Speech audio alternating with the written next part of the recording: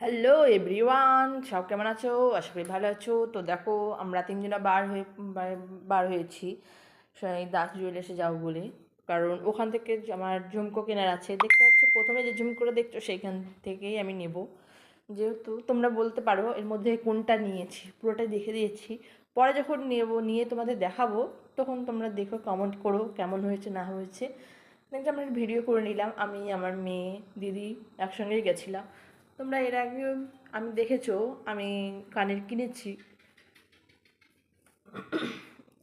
তো তারপরে কানের টানের কেনা হয়ে বার হয়ে পরে মেয়ে বলছে যে বিরিয়ানি খাবো, তাই ওকে নিয়ে চলে গেলাম বিরিয়ানির দোকানে। যেহেতু বিরিয়ানিটা আমার পছন্দের খাবার না, আমার মেয়ের, তার ওকে তো খাওয়াতেই হবে। তার সাথে ছিল চিকেন চাপ, ওর ফেভারিট ডিশ ছিল। তো ওকে খাইয়ে নেওয়ার পরে তারপরে আমরা চলে গেছিলাম মোগলাই খেতে।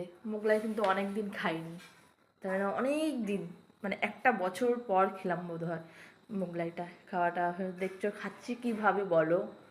তারপরে নিয়ে নিলাম একটা মোমোর প্যাকেট।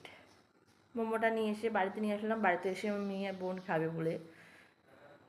খাওয়ার পর দেখছো, বাই। আর কমেন্ট করো, লাইক করো, সাবস্ক্রাইব করো প্লিজ।